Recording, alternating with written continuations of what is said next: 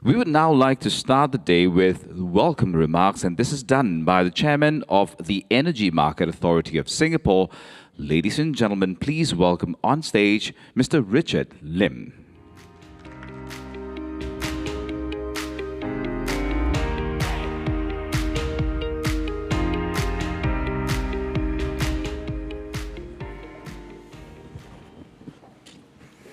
Excellencies, distinguished guests, ladies and gentlemen, good morning and a very warm welcome from Singapore.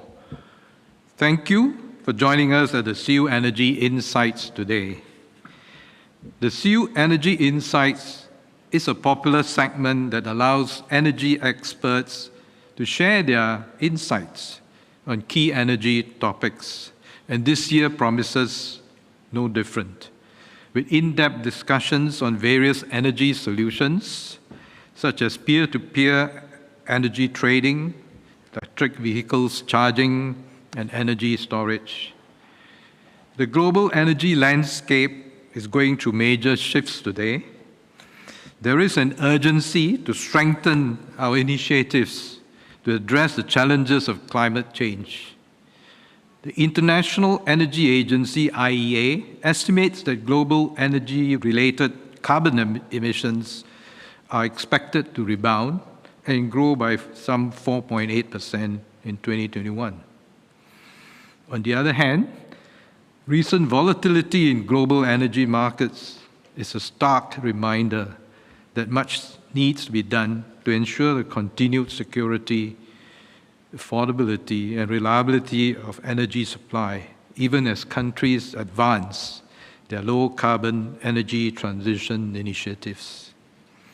Singapore is playing its part in the global climate action. This week, we unveiled the Singapore Energy Transition Initiative for the power sector. We will optimize the four switches. First, enhancing the energy efficiency of our natural gas power plants. Second, scaling up solar energy deployment. Third, tapping into regional power grids.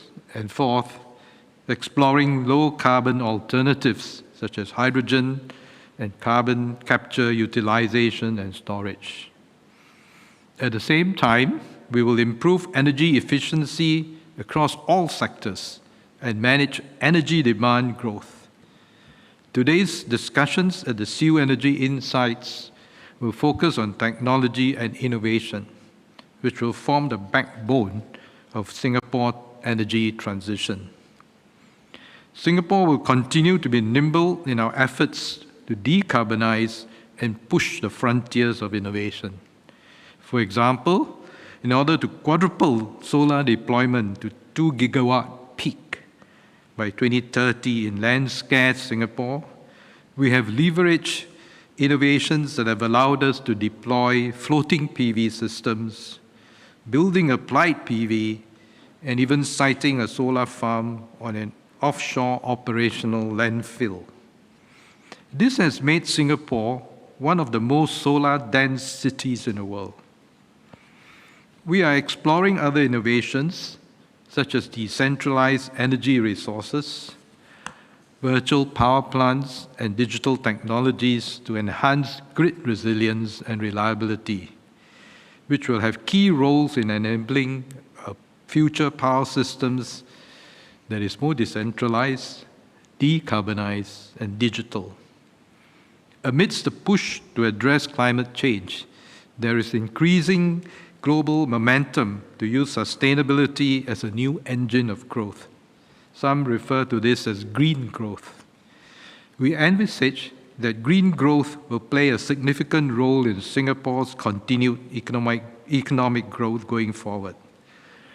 To enable this, the Singapore government will continue to support the startup and innovation ecosystems in sustainability-related sectors.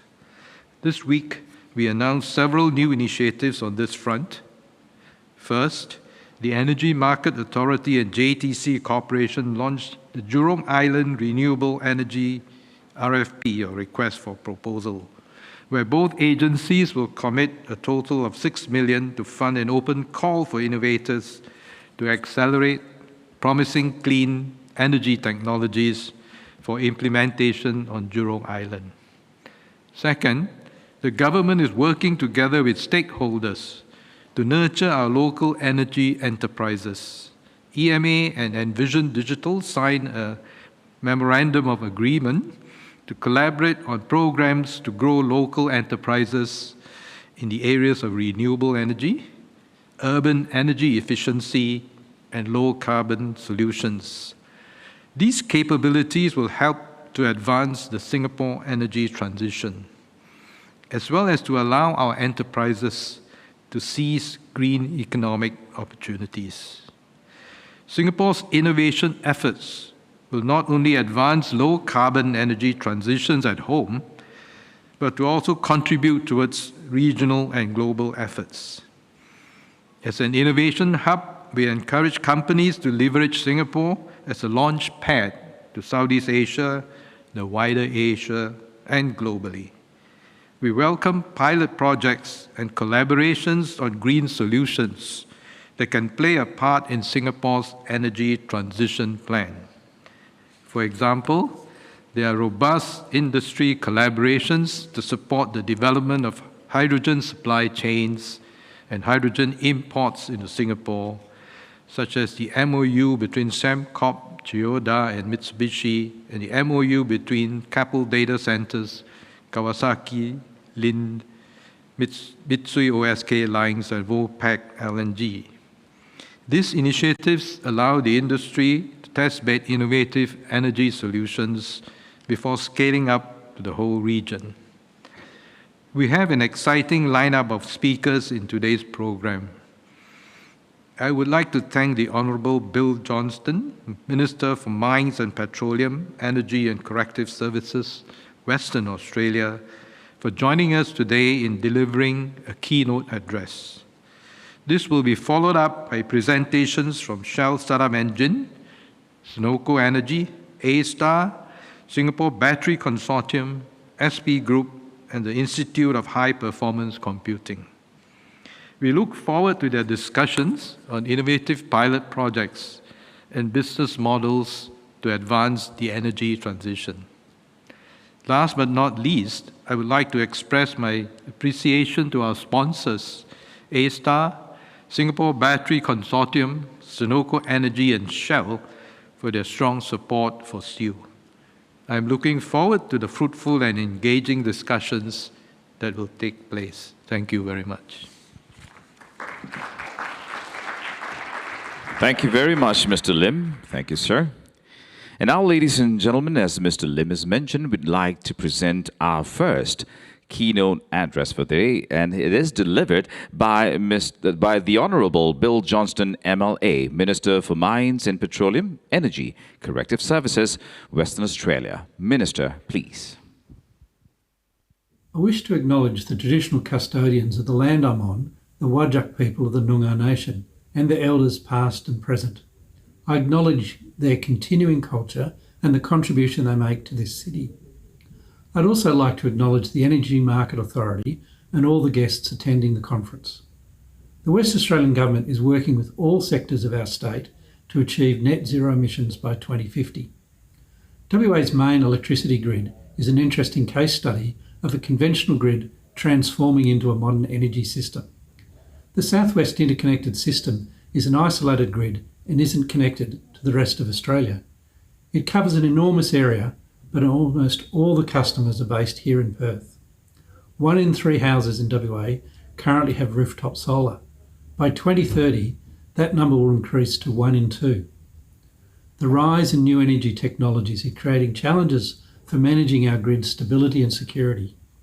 For example, low load days, where customer demand drops so low there's insufficient dispatchable energy to cope with shocks.